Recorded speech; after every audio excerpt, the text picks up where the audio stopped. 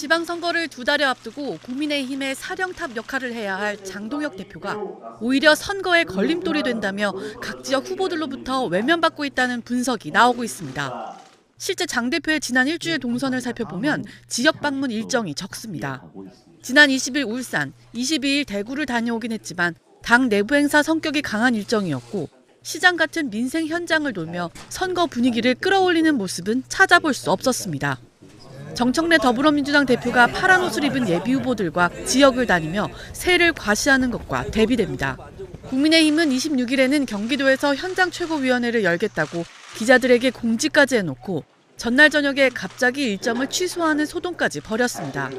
공천 심사 일정이 마무리되지 않았다는 이유를 댔지만 궁색하다, 현장에서 반기지 않았던 건 아니냐는 해석이 나왔습니다.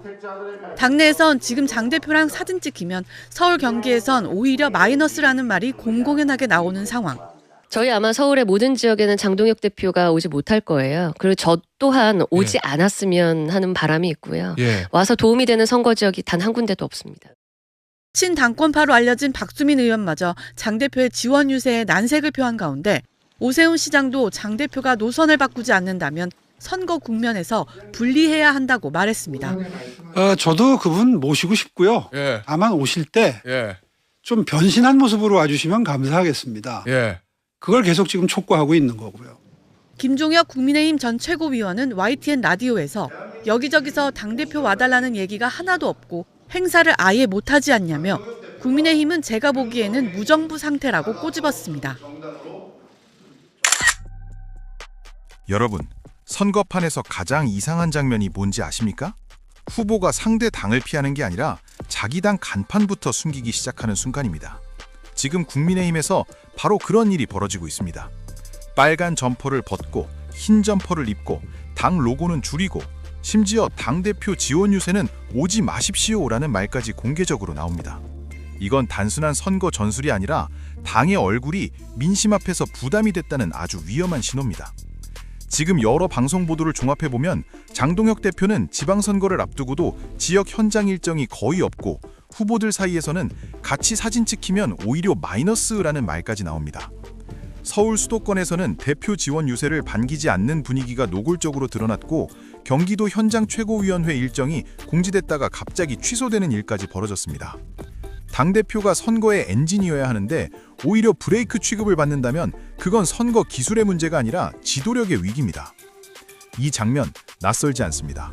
박근혜 탄핵 이후 보수정당이 깊은 불신에 빠졌을 때 지방선거 후보들이 명함에서 당명을 빼고 심지어 당색 대신 다른 색을 쓰는 모습까지 등장했습니다. 경기도 일부 지역에서는 당명을 적는 게 도움이 안 된다는 말이 공공연했습니다. 정당 간판이 훈장이 아니라 짐이 되는 순간 유권자는 이미 그 정당의 위기를 먼저 읽고 있었던 겁니다. 동네 장터에 나갔는데 가게 주인이 자기 상호를 천으로 가리고 장사하는 꼴입니다. 손님 입장에서는 아니 저 가게는 왜 간판부터 숨기지? 이렇게 생각하게 되죠. 정치도 똑같습니다. 간판을 숨긴다는 건 상품이 아니라 신뢰가 무너졌다는 뜻입니다. 오늘은 왜 이런 일이 벌어지는지 그리고 이 현상이 이번 지방선거에서 무엇을 의미하는지 차근차근 짚어보겠습니다. 핵심은 색깔이 아닙니다. 흰 점퍼냐 빨간 점퍼냐 그 자체가 본질이 아닙니다. 본질은 윤석열 전 대통령과의 거리, 강성 보수 노선과의 거리, 그리고 중도층 민심과의 거리입니다. 방송들에서 공통적으로 드러난 건 국민의힘 후보들이 유권자 앞에서는 당 색채와 지도부 이미지를 줄이려 한다는 점입니다. 반면 민주당은 정청래 대표가 지역을 돌며 후보들과 사진을 찍고 현장 최고위원회를 열고 지지층 결집의 상징을 만드는 모습이 대비됩니다. 같은 선거를 치르는데 한쪽은 간판을 크게 들고 다른 한쪽은 접어서 주머니에 넣고 있는 셈입니다. 오세훈 시장이 저도 빨간 점퍼를 입고 싶다고 말한 대목은 그래서 더 상징적입니다. 저 말의 뜻은 간단합니다. 원래는 자랑스럽게 당색을 입고 뛰고 싶은데 지금은 그럴 수가 없다는 겁니다. 정치인은 원래 자기 당 간판을 자산으로 써야 합니다. 그런데 지금은 후보 개인이 당보다 앞에 서고 당은 뒤로 숨는 구조가 됐습니다. 이건 단순히 선거가 어렵다는 차원이 아니라 당 전체 브랜드가 시장에서 값을 잃었다는 이야기입니다. 이런 현상은 세계 정치에서도 반복됐습니다. 영국 보수당도 파티게이트 파문 때 지방선거 후보들이 보리스 존슨 총리와 거리를 두기 위해 자신들을 로컬 컨서버티브스로 부르며 중앙당 색채를 약하게 내세웠습니다. 중앙 권력이 사고를 치면 지방 후보들은 늘 이렇게 말합니다. 우리를 중앙과 같이 보지 말아달라. 그러나 민심은 대체로 냉정합니다. 유권자는 간판만 바꿨다고 본질이 달라졌다고 생각하지 않습니다. 한국에서도 영국에서도 책임을 회피하려는 정치의 기술은 잠깐 통할 수 있어도 오래가진 못했습니다. 정치는 결국 책임 정치입니다. 민생이 어려울 때 시민이 묻는 것은 누가 우리 편이냐가 아니라 누가 책임졌느냐입니다. 그런데 국민의힘은 지금까지도 강성 지지층 눈치와 과거 권력의 그림자에서 완전히 벗어나지 못하는 모습입니다. 그러니 후보들은 현장에서 현실을 보고 흰 점퍼를 입고 지도부는 여전히 다른 언어를 쓰는 겁니다. 지도부 언어와 현장 언어가 따로 노는 정당, 그 정당은 선거 때마다 후보 개인기만 믿게 되고 결국 큰 흐름을 잃습니다. 쉽게 말해서 이런 겁니다. 배가 있는데 선장은 뒤에서 계속 직진이다 하고 외치고 노젓는 허람들은 앞에서 이러다 암초 부딪힌다 하며 몰래 방향을 틀고 있는 상황입니다. 그러면 배가 제대로 가겠습니까? 안 갑니다. 오히려 빙빙 돌죠. 지금 국민의힘이 딱 그 모양새라는 겁니다. 후보들은 살려고 거리두기를 하고 지도부는 체면 때문에 방향을 못 바꾸고 유권자는 그 혼선을 그대로 보고 있습니다. 그렇다면 이번 장면이 말해주는 가장 큰 정치적 메시지는 무엇일까요? 첫째, 간판 정치의 붕괴입니다. 후보가 당을 업고 뛰는 게 아니라 당을 떼고 뛰려 한다면 이미 조직의 결속력은 약해진 겁니다. 둘째, 중도 확장 실패의 후과입니다. 강성 지지층만 보고 달려가면 박수는 크게 받을 수 있어도 선거는 가운데서 결정됩니다. 셋째, 역사의 반복입니다. 탄핵 이후 보수정당이 이름을 바꾸고 색을 바꾸고 간판을 바꿔도 쇄신의 실체가 없으면 민심은 다시 등을 돌렸습니다. 정치는 세탁소가 아닙니다.